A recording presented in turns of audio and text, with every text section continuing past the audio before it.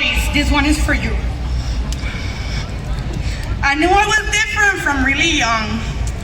I saw the beauty and attractiveness of all genders by the time I was in elementary school.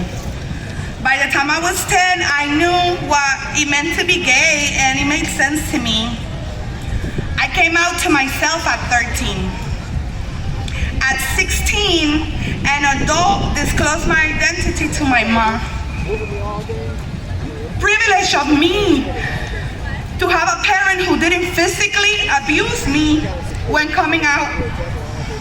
I was, however, placed back in the closet quickly. As you are probably not sure, you are confused, made much more sense to her. It was 2004, and while traumatizing, she meant well. Imagine her, single parent, brown, fat, femme, body with an accent, raising a bigger, fatter, brown body with an accent. That's out the closet too. We just don't have the privilege to just be out. She needed to protect me at all costs. I honor the protection. I honor her protection because coming out is not safe everywhere and with everyone, and she made that loud and clear. I honor the protection because it allowed for me to understand folks who didn't meant well. I understand the protection because as a person who's birthed, I need to protect those people at all costs. And so my mom's memory allowed me to know what to do and not to do. And so her protection has allowed me to protect myself and walk around masking for those that we ain't safe around. The ones who pretend and then turn and mock our tranness, our queerness, our disabilities, our awkwardness. Gracefully, I've learned from her, and her knowledge has given me strength to open myself up and also close myself up as easy.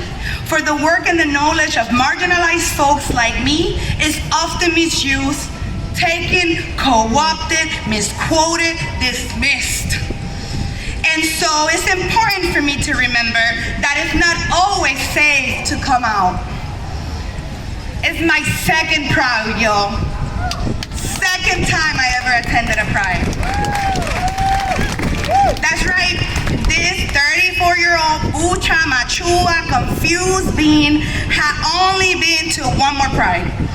And it's not always safe, it's not always comfortable, it's not always true to ourselves and our needs.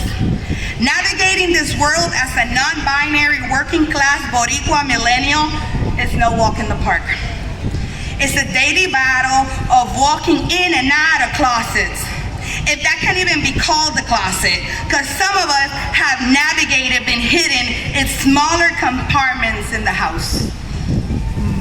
But y'all, thanks to the work I've done around organizers who I've met through orgs such as Peer Support Space, CULA and X, and Access Pride Coalition, I've been able to see the portals of safety beginning to open.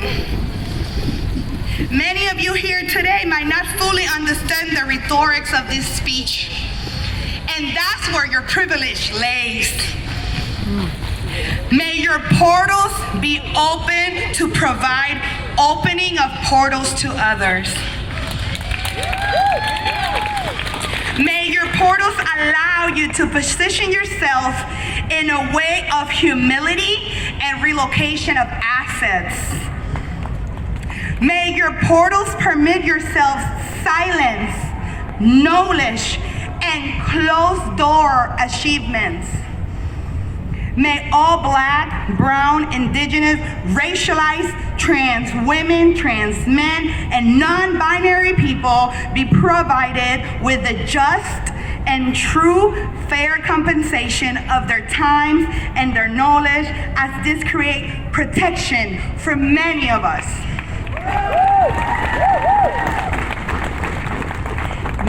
my más knowledge and protection of remembering that Jesus split the fish and the bread while also chilling with the renegades, spread to all of y'all. Y'all don't gotta be religious to get this one. You will get it if you move in true protection of Black, Indigenous, racialized, disabled, marginalized trans women, trans men, trans children, and non-binary people. Bendiciones. Thank you.